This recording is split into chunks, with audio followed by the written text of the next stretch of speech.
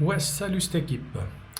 Alors, pour les nouvelles d'aujourd'hui, on est le 13 août, mercredi 13 août 2025. Et, donc, ça fait depuis hier après-midi, 14 heures, que je suis à l'hôtel des Passions, juste au-dessus du centre d'hospitalisation où j'ai été, quand j'ai quitté la chambre d'observation. Alors, ce que je dois dire ici, c'est que c'est un truc que j'ai jamais vu, qui méritera que je fasse juste une petite vidéo qu'à ce propos, parce que je crois que j'ai l'impression que c'est unique au monde. C'est un hôtel des patients, mais c'est comme l'hôtel. D'un côté, il y a des patients comme moi qui viennent en attente d'un transfert, passer quelques jours ici. Il y a une section maternité. J'ai toujours un peu de peine encore avec les poumons, vous m'excuserez. Donc il y a une section maternité où les femmes peuvent attendre l'accouchement ici. Et il y a pas seulement des patients ou des femmes en préparation ou après l'accouchement, mais il y a aussi des clients d'hôtels tout à fait communs. Si vous voulez passer une nuit à Lausanne et puis chercher un hôtel sympathique et tout, ben voilà, vous pouvez carrément prendre une place à l'hôtel. Je suis arrivé hier à 14 heures, on m'a présenté les locaux, etc. On m'a présenté ma chambre. Et tout d'un coup, le contraste, et ce qui change vraiment, c'est on est autonome et complètement livré à nous-mêmes. Mais c'est faux, parce que dans cet hôtel, il y a une infirmerie, 24 heures sur 24, 7 jours sur 7, qui est là pour nous contrôler 2 fois dans la journée. Une fois le matin, contrôle nos constantes, pression sanguine, enfin différentes choses, quoi. Et on nous donne les médicaments qu'il nous faut pour poursuivre le traitement. Il y a une terrasse, il y a un restaurant, et voilà, c'est un contraste assez important. Et il y a surtout un truc, on vous équipe d'une montre comme ceci, qui nous permet de nous géolocaliser en cas de problème. Donc il nous conseille fortement, moi je l'ai fait depuis qu'ils me l'ont donné, de l'apporter pour toutes les activités. Si vous voulez sous la douche, vous promenez, enfin, pas recommencer à être à 1 mètre de ce bouton. Si vous arrivez à un malaise, vous appuyez là-dessus, et puis vous avez des infirmiers qui débarquent, qui vous trouvent n'importe où. Donc ça c'est une chose intéressante que j'ai reçue. Et puis, donc je disais, pour la découverte de l'hôtel en lui-même, je ferai une vidéo particulière parce que ça vaut quand même le coup, c'est assez unique au monde. Enfin, de mon point de vue, de ma connaissance. Mais surtout, ce qui est un choc, c'est que tout d'un coup, on n'a plus. Déjà hier, on avait quitté les fils qui pouvaient nous relier pour certaines choses. Mais là, on est. La nuit que j'ai passée, on est tout seul en chambre. Et voilà. Il faut se gérer soi-même, etc. Donc, il faut être prêt pour ça. Mais je pense que s'ils m'ont envoyé, c'est qu'ils savaient que je pouvais me débrouiller tout seul.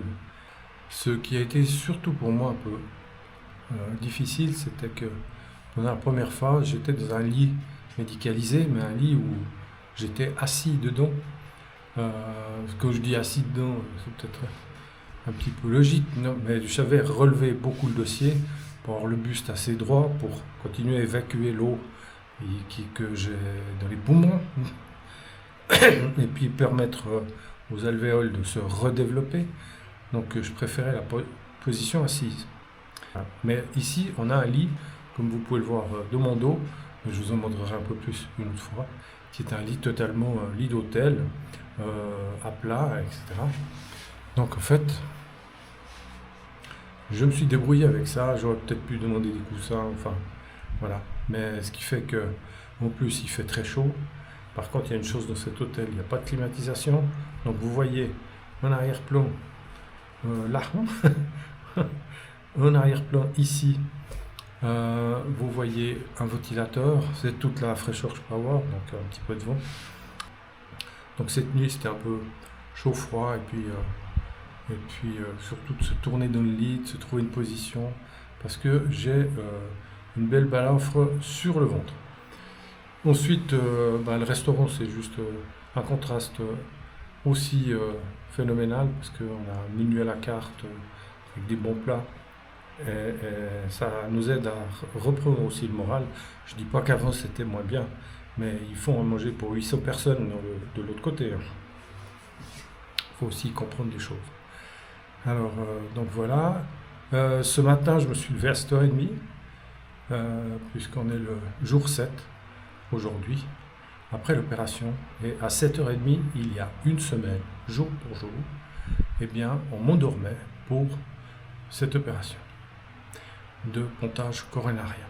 Donc évidemment, donc le moment où je me suis réveillé et ce matin, c'était assez fou de savoir qu'on m'avait ouvert le coffre, opéré à cœur ouvert, arrêté le cœur une 45 minutes, 1 heure, je sais pas, et qu'aujourd'hui je marche, et en plus je suis allé marcher pour aller voir mes copains de Chaumery, là, avec qui on a passé quelques jours et puis avec qui on a sympathisé.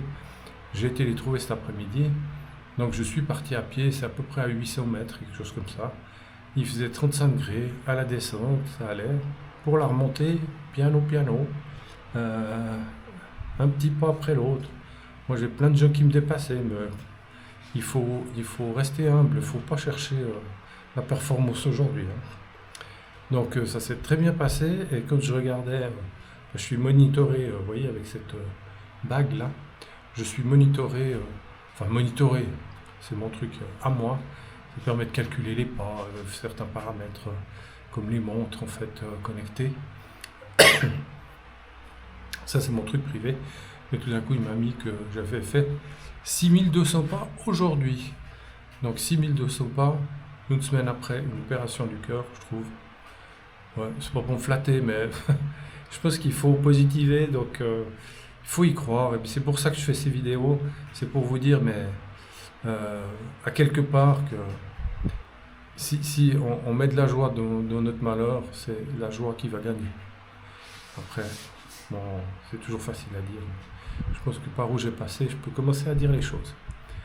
Je vais vous dire aussi que dans ces moments un peu compliqués, garder le moral, voir les choses du bon côté, ça permet d'enlever les douleurs. C'est un peu...